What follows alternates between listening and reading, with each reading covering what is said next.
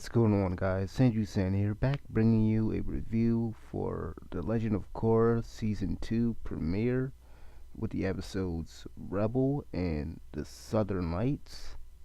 I want to apologize for getting this thing out here a day late. I wanted to go back and watch the episode before I did this review, and I also had a few tests and everything.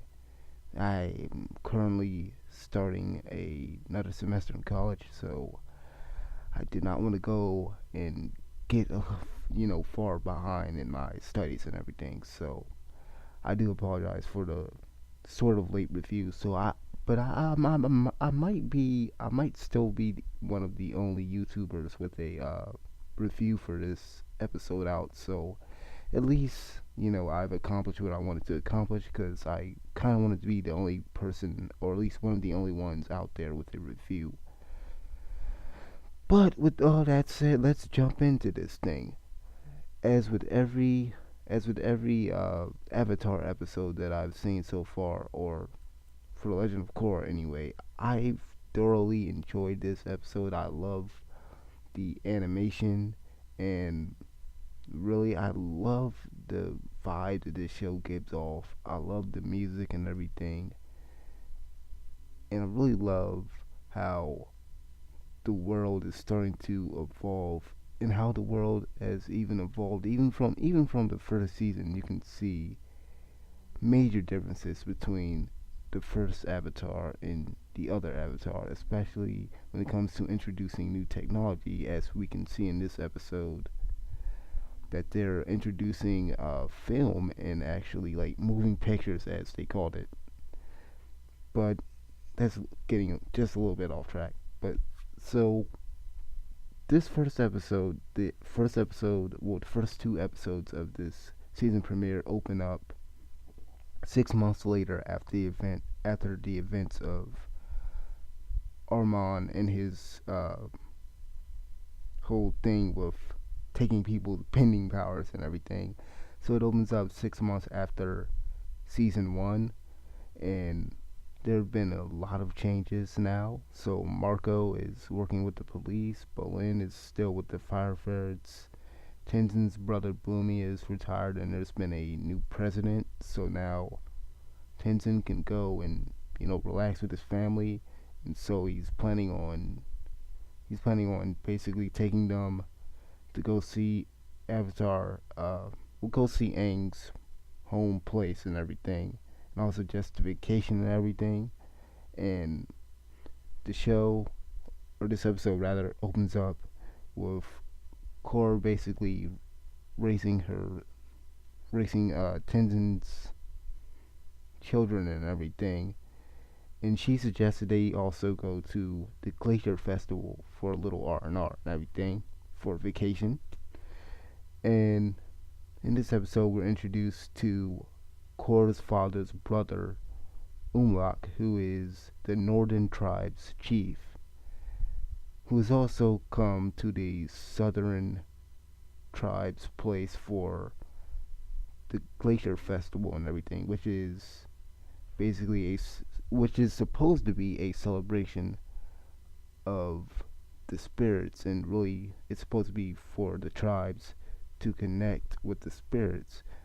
But according to Umlak, the Southern tribe is basically falling out. They basically fallen out of touch with the spirits and everything. Their spiritual connections have become weak, and to Umlak, it seems as though the Southern tribe has basically turned the festival into something that it's really not meant to be.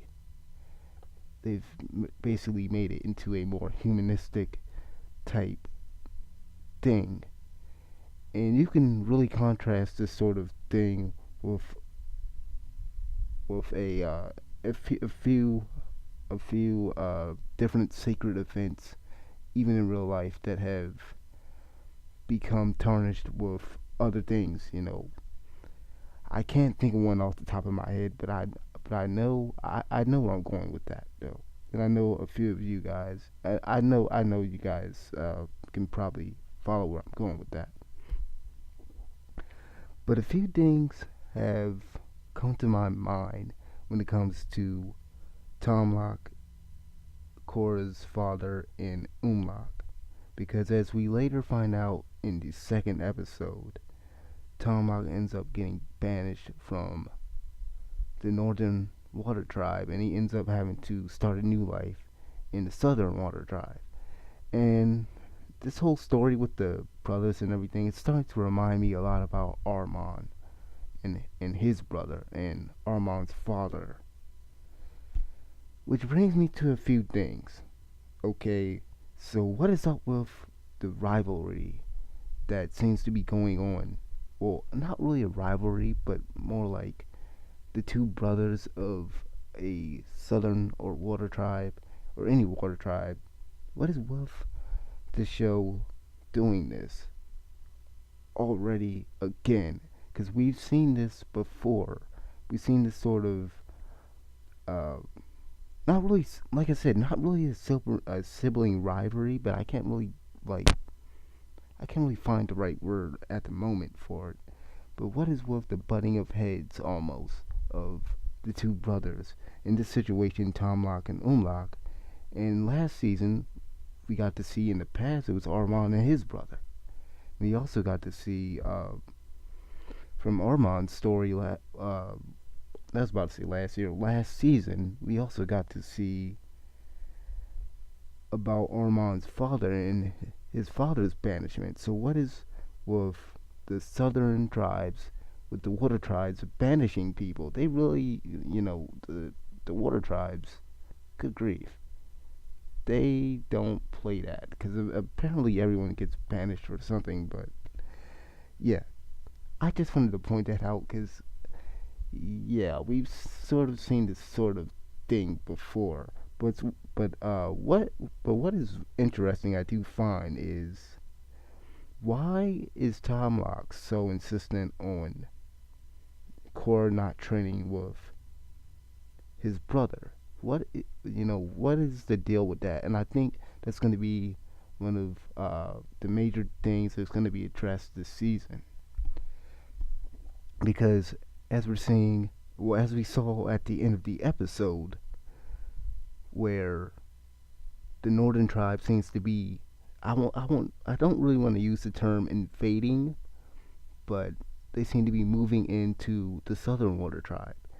And during the second episode, Southern Lights, Korra begins her training with Umlock after basically saying, you know what, I want to break bad on my own. I want to break out on my own, and that was one of the main, I guess you can say, one of the main character conflicts for Korra in the first episode was that she wanted to really break out on her own with her training and everything. She wanted to get out of Tenzin's training and everything because she feels as though she has mastered airbending. And she also wants to make decisions for herself and not have her father or Tenzin, just always riding her and everything. So by the first episode, she chooses to go with Umlock, and Umlock is and wants to take her to the southern tribes, the the the South Pole. Excuse me. He takes her to the South Pole in order to open the spiritual gate, basically to basically balance the spirits out. Because as Umlock ends up describing to Korra, basically, the spirits are not evil. Rather, the spirits are unbalanced. So she has to open the gate in order to balance the spirits out again, which he ends up doing by the end of the episode. And she had to open the gate before the end of the winter solstice, which happens to be the next day after she arrives at the festival and everything. So overall, I thought both of these episodes were pretty well done. I kind of don't like the fact that, like I said, we're going back to that whole sibling rivalry sort of thing. Like I said, this is probably not the right word for it, but we're going back to that thing again. And I kind of don't like the overuse of banishment and stuff in the show so far. I don't like the idea that it's sort of overused these two ideas, I guess you can say. But overall, I like the episodes, especially the second one where we get to see the spirits and everything, and we get to learn a lot more about Umlok in Tomok's past and why also that. Oh yeah, and one more thing, because this could be. I know it has to be more, but I know it has to be more than just Tomok being angry at Umlok for becoming the Northern Tribe's chief, and that's my whole point. I think there has to be more to Tomok and Umlok's sort of, I guess you can say, resentment for each other than just, oh, he got the position that I could have gotten. I'm pretty sure there's more to it than that, because that doesn't explain why he doesn't want Korra to train with him. And obviously, that's like I said, that's gonna end up being revealed later. Pretty sure. I'm pretty sure. But overall, like I said, I love the episode. Give me your thoughts on the season premiere and everything. And if you guys enjoyed the video, please like it. And I'll probably be doing some more. I'll probably do more reviews for the episodes coming up for the season. Hopefully, I can get it in on time. If not, it'll probably be a day or a few days late. But I hope you guys enjoyed this video. I hope that you found it engaging. Until next time, this has been Senju San. Peace.